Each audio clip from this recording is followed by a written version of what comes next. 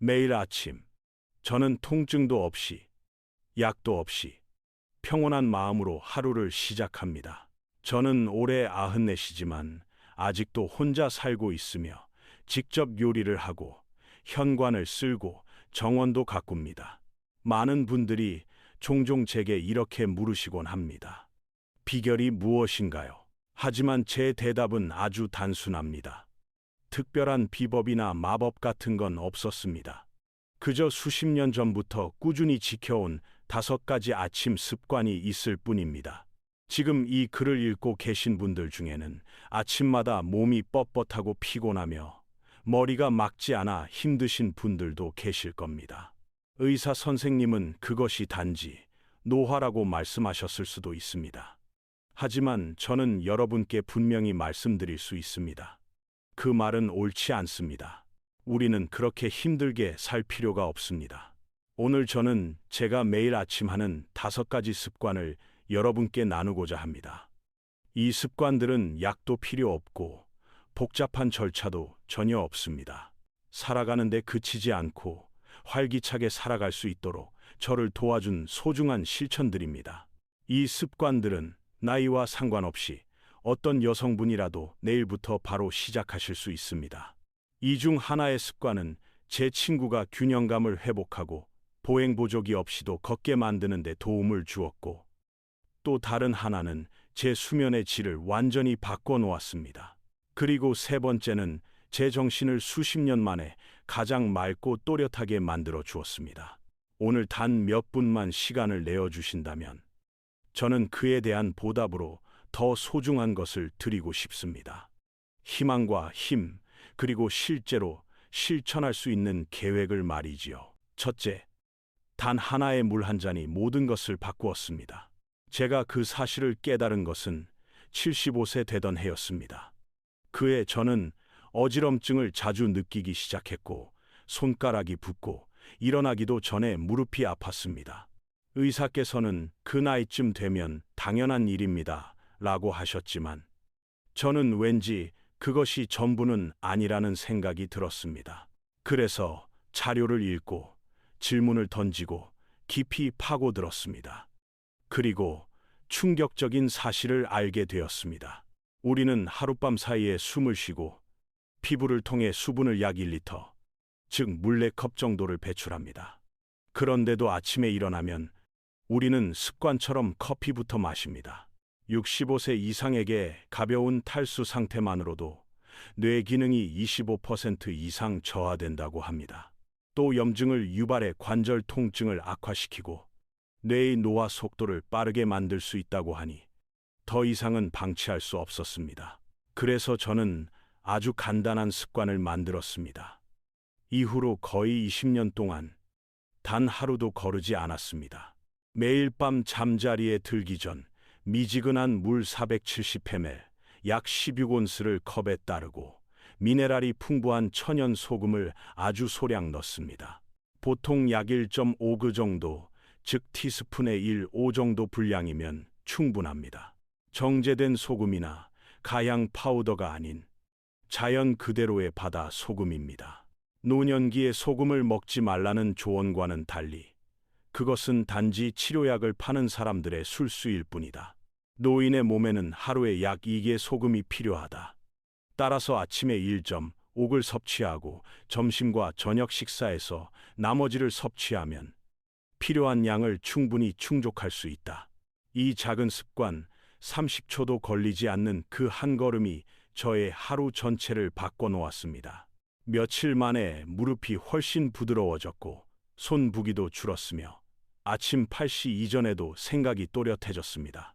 소금을 넣는 이유는 우리 몸이 수분을 세포 수준에서 흡수하려면 전해질이 필요하기 때문입니다. 이 과정을 삼투성 흡수라고 하며 수면 중 손실된 수분을 빠르게 보충하는 데 매우 중요합니다. 오늘 밤 잠들기 전 물 한 컵을 준비해 보십시오. 침대 옆에 두시고 내일 아침 무엇보다 먼저 그 물을 마셔보십시오. 혹시 맹물을 마시기 어려우신 분은 레몬즙을 아주 소량 넣어보셔도 좋습니다. 하지만 설탕, 꿀, 주스는 피해야 합니다. 단맛은 인슐린 반응을 유발하여 아침 시간대의 신진대사 회복을 방해할 수 있기 때문입니다. 저는 이 이야기를 같은 마을에 사는 82세의 김순자 여사님께도 전했습니다. 그분은 매일 두통과 어지럼증으로 고생하셨고 혈압약도 별다른 효과가 없었습니다. 그날 저녁 저는 그분께 그냥 물 한 잔으로 시작해 보세요 라고 말씀드렸습니다. 여사님은 웃으시며 그런 간단한 게 무슨 도움이 되겠어요 라고 하셨지만 단 3일 후 두통이 사라졌고 일주일 후에는 이젠 벽을 짚지 않고도 일어났어요 라고 전화하셨습니다.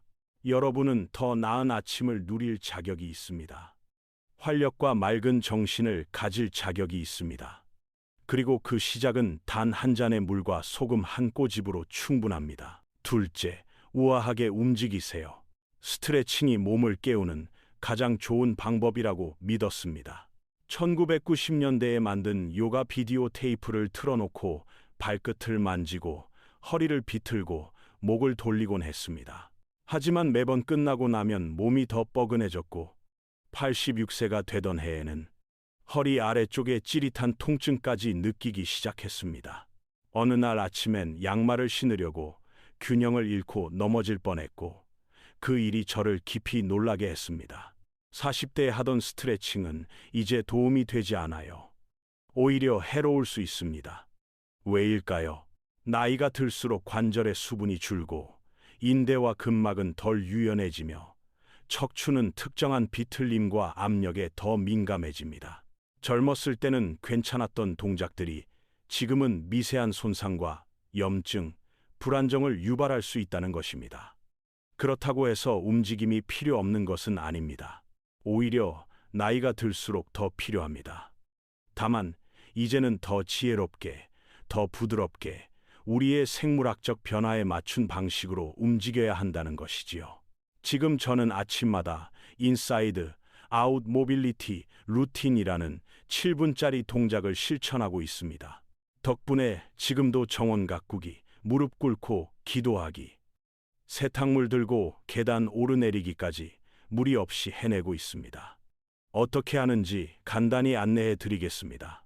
1단계, 어깨 돌리기 30초.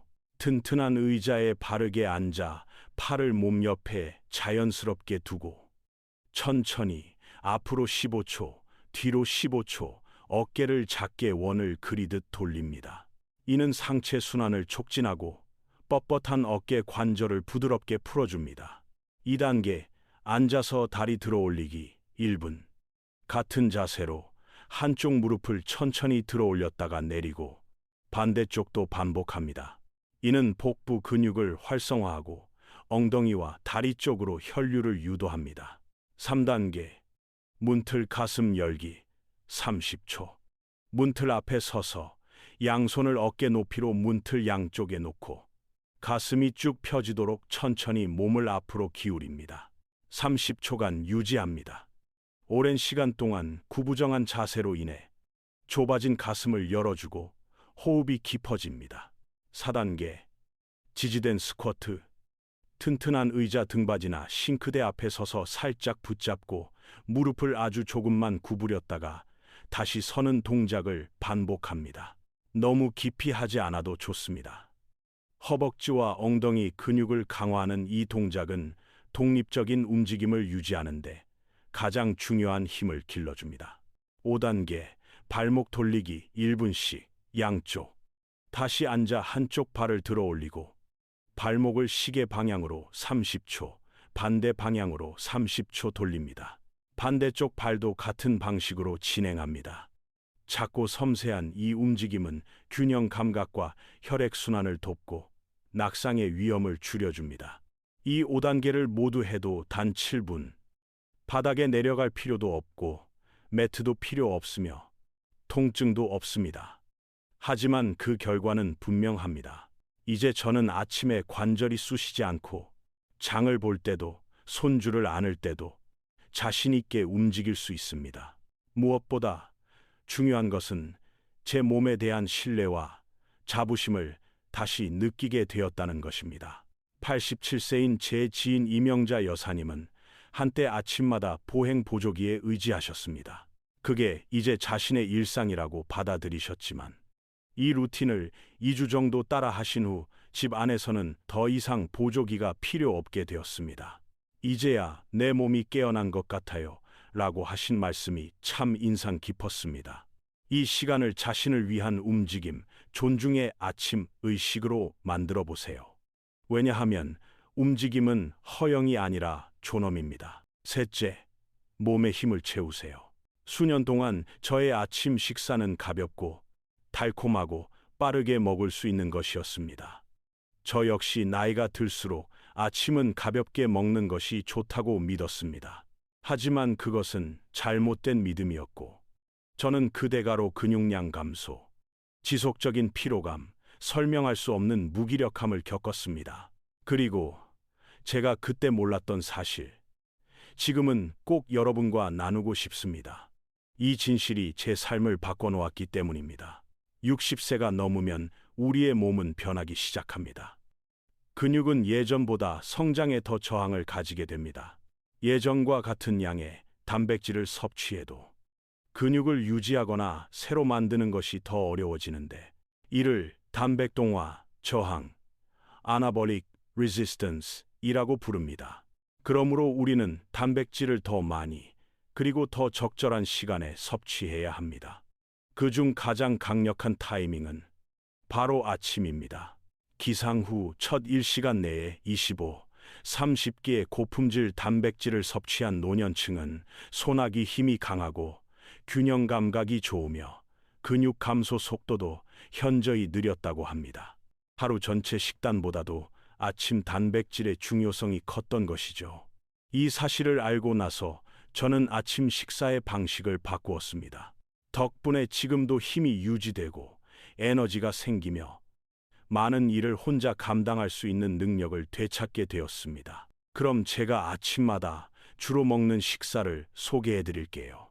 따뜻한 미소 된장국에 두부와 채소를 곁들이고 김치와 함께 먹는 잡곡밥이 기본입니다. 때로는 구운 생선 한 토막이나 삶은 달걀을 곁들이기도 하지요. 속이 편안한 날에는 부드러운 죽이나 요거트를 선택하기도 합니다. 시원한 것이 당길 때는 두유나 보리차를 마시며 제철 과일 한 조각으로 마무리합니다. 소화도 잘 되고 맛도 좋습니다. 중요한 건 단백질을 하루 종일 나눠 먹는 것이 아니라 한 끼에 집중해서 충분한 양을 섭취하는 것입니다. 25, 30찌개 단백질은 아침에 근육을 깨우고 반응시키는데 필요한 양입니다. 한 가지 더 팁을 드리자면 단백질은 모빌리티 루틴 이후에 드시는 것이 가장 좋습니다. 먼저 몸을 움직이면 근육의 혈류가 증가하고 단백질의 흡수와 반응이 훨씬 좋아집니다. 그러니 먼저 움직이고 그 다음에 영양을 주세요. 또한 아침을 단맛 위주로 시작하는 건 피하십시오. 시리얼, 머핀, 과일 주스 등은 잠시 혈당을 올리지만 곧 급격히 떨어지며 에너지를 떨어뜨리고 지방 연소와 두뇌 명료성을 방해합니다. 특별한 보디빌더 식단이나 비싼 보충제가 필요한 것이 아닙니다. 그냥 진짜 음식, 진짜 단백질을 올바른 시간에 섭취하는 것이 전부입니다. 왜냐하면 힘을 채운다는 건 곧 독립성을 지키는 일이기 때문입니다.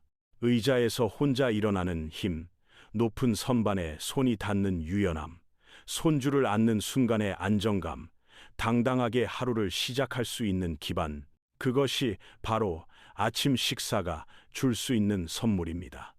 체중계 숫자보다 훨씬 소중한 선물이죠. 그러니 내일 아침 커피를 마시거나 토스트를 드시기 전에 자신에게 이렇게 물어보세요. 나는 지금 습관을 먹고 있는가? 아니면 나의 힘을 먹고 있는가? 우리의 근육은 아직도 귀 기울이고 있습니다. 그것들이 필요로 하는 것을 주세요. 여러분을 사랑하는 아침으로 하루를 시작하십시오. 넷째, 단 4분으로 정신을 맑게, 진심을 담아 한 가지 여쭙고 싶습니다. 혹시 방에 들어갔는데 왜 들어왔는지 기억이 나지 않으신 적 있으신가요?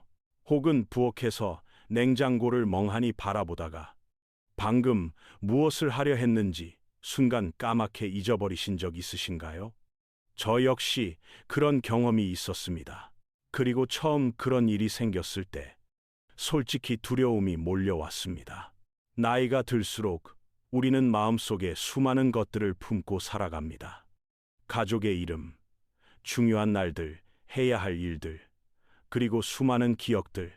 그러나 이런 작은 실수들이 점점 더 자주 일어나기 시작하면 소중한 무언가가 서서히 멀어지는 듯한 불안이 생기곤 하지요. 하지만 여기에는 중요한 진실이 있습니다. 우리의 뇌가 고장 난 것이 아니라 단지 올바른 시간에 올바른 방식으로 충분히 활용되지 못하고 있을 뿐입니다. 제가 70대 후반에 알게 된 이 사실은 수년간의 걱정을 덜어주었고 매일 아침 단 4분이면 충분했습니다. 아침에 막 눈을 떴을 때 뇌는 특별한 상태에 있습니다. 과학자들은 이를 신경가소성 상태라고 부르는데 이는 뇌가 새로운 연결을 만들기 쉬운 시기라는 뜻입니다. 이 시간에는 BDNF라는 신경성장 인자가 자연스럽게 많이 생성되며 이는 뇌세포가 성장하고 연결되고 회복되는데 도움을 줍니다. 하지만 이 뇌의 황금 시간대는 오래 지속되지 않습니다. 짧은 아침 시간 안에 활용하지 않으면 그 기회는 사라집니다. 반면 잘만 활용하면 기억력, 집중력, 심지어 인지 저하 예방에도 도움이 됩니다. 그럼 대부분 사람들은 아침에 뭘 할까요? 스마트폰을 보거나 뉴스를 틀어놓거나 조용히 앉아 걱정에 잠기곤 합니다. 그런데 만약 이 시간에 단 4분만 의도적으로 기쁨을 가지고 뇌를 자극해준다면 어떨까요? 저는 이걸 아침 뇌 점검 루틴이라고 부릅니다. 70세가 되었을 때부터 매일 해오고 있고 지금까지 한 번도 걸은 적이 없습니다. 방법은 아주 간단합니다. 첫 1분, 간단한 계산 문제를 풉니다. 예를 들어 23 더하기 18 혹은 5 곱하기 6 같은 문제입니다. 자동적으로 풀 수 있을 정도는 아니지만 부담스럽지 않은 수준으로 뇌의 논리 영역을 깨우는 데 좋습니다. 두 번째 1분은 구체적인 기억을 떠올립니다. 눈을 감고 결혼식 날의 장면이나 어머니의 부엌 냄새, 얼굴, 소리, 분위기까지 가능한 자세히 기억해 보는 것이 포인트입니다. 세 번째 1분은 새로운 단어 사계를 배우는 시간입니다. 달력, 책 혹은 준비해 둔 단어 리스트에서 골라도 좋습니다. 소리 내어 읽고 그중 하나를 문장에 넣어 말해보면 언어 능력 향상에 도움이 됩니다. 마지막 1분은 하루를 시각화하는 시간입니다. 아침을 차분하고 기운차게 보내는 모습을 마음속에 그려보는 것입니다. 자신감 있고 여유로운 하루를 상상하면 뇌의 실행 기능과 감정 회복력이 높아집니다. 이렇게 단 4분이면 끝입니다. 하지만 그 효과는 놀라울 정도입니다. 매일 새로운 씨앗 하나를 심고 시간이 지날수록 그것이 맑은 정신, 자신감, 그리고 기쁨으로 꽃을 피우는 걸 느낍니다. 그러니 내일 아침 세상이 당신에게 무엇을 요구하기 전에 단 4분만 뇌에게 시간을 주세요. 기억력을 잃어가는 것이 아니라 하루하루 한 분씩 되찾아오는 과정입니다. 다섯째, 아침 햇살을 들이세요. 아침 햇살이 커튼 사이로 들어오던 그 신선한 느낌, 하루를 시작할 준비가 되어 있던 그 활력이 기억나시나요? 예전에는 아침 햇빛과 새소리, 고요함을 즐기며 밖에 앉아 있는 시간이 참 좋았는데 어느새 바쁘고 피곤하다는 이유로 그런 습관이 사라졌던 것입니다. 그 후 저는 중요한 사실을 알게 되었고 이 이야기를 여든이 넘은 지금까지 소중하게 간직하고 있습니다. 우리 몸에는 서카디언 리듬이라는 생체 시계가 존재하는데 이 리듬은 단순히 수면뿐 아니라 호르몬, 소화, 면역 기능, 기분, 그리고 몸의 회복 과정 등 150가지 이상의 기능을 조절합니다. 그런데 이 생체 시계는 매일 아침 햇빛을 통해 다시 맞춰져야 합니다. 여기서 중요한 점은 형광등이나 실내등이 아니라 반드시 야외의 자연광이어야 한다는 것입니다. 스탠퍼드 대학교와 콜로라도 대학교의 연구에 따르면 아침 햇빛을 단 10-15분 쬐는 것만으로도 세로토닌 수치가 40% 이상 증가한다고 합니다. 세로토닌은 기분을 안정시키는 호르몬일 뿐 아니라 수면, 식욕, 소화, 타인과의 유대감에도 영향을 줍니다. 또 햇빛은 뇌에게 멜라토닌 분비를 중단하라고 신호를 보내어 몸이 자연스럽게 깨어나도록 도와줍니다. 그 결과 밤에는 더 깊은 수면이 가능해집니다. 제가 이런 사실을 처음 알게 된 것은 77세 때였습니다. 그땐 단지 나는 왜 더 이상 상쾌하지 않을까? 라는 궁금증만 있었습니다. 그래서 저는 다시 아침 햇빛 맞이하기 습관을 시작했습니다. 아침에 일어난 후 30분 이내에 밖으로 나가 조용히 10분에서 15분 정도 앉아 있거나 서 있습니다. 가능하면 안경이나 선글라스 없이 햇빛이 눈에 직접 들어오도록 합니다. 왜냐하면 눈 속 망막에는 뇌의 생체 시계를 조정하라고 신호를 보내는 특별한 수용체가 있기 때문입니다. 실내 조명이나 창문을 통해 들어오는 빛으로는 이 효과를 얻을 수 없습니다. 심지어 흐린 날에도 야외의 자연광은 충분한 강도를 가지고 있어 우리의 몸을 깨울 수 있습니다. 추운 날엔 따뜻한 외투를 걸치고 비가 오는 날엔 베란다 처마 아래라도 나가서 빛을 받습니다. 이 습관을 시작하고 나서 저는 아침에 훨씬 또렷하게 깨어날 수 있었고 하루가 활기차게 시작되었습니다. 이런 경험을 저 혼자만 알고 있기엔 아까워 오랜 친구인 박정희 여사님 81세께도 이야기해 드렸습니다. 여사님은 수년간 불면증으로 고생하시며 여러 가지 방법을 시도하셨지만 큰 효과가 없었습니다. 예배 후 여사님께 햇빛 이야기를 드리자 처음엔 웃으며 그게 무슨 도움이 되겠어요 하셨지만 일주일만 해보시라고 부탁드렸습니다. 그리고 그 주 금요일 여사님은 전화를 걸어 이렇게 말씀하셨습니다. 어젯밤 9시 반에 잠들었는데 새벽 6시까지 한 번도 안 깨고 잤어요. 10년 만에 처음이에요. 지금은 매일 아침 커피를 들고 밖에 나가 햇살을 마주하며 하루를 시작하신다고 합니다. 그 시간이 지금은 가장 소중한 시간이 되었다고요. 내일 아침 문을 열고 밖으로 나가 보십시오. 잠시라도 햇빛이 얼굴을 감싸게 두세요. 눈을 통해 아침 햇살을 온전히 받아들이십시오. 그것은 단순한 빛이 아니라 몸을 깨우고 마음을 회복시키는 생명의 시작입니다. 조용히 귀 기울이면 당신의 몸이 이렇게 속삭일지도 모릅니다. 고마워요. 5가지 단순한 실천이 당신의 아침을 바꿉니다. 물 한 잔, 아침 햇살 속에서의 몇 분, 뇌를 깨우는 짧은 자극, 몸을 존중하는 부드러운 움직임, 그리고 근육의 힘을 채워주는 단백질 아침 식사.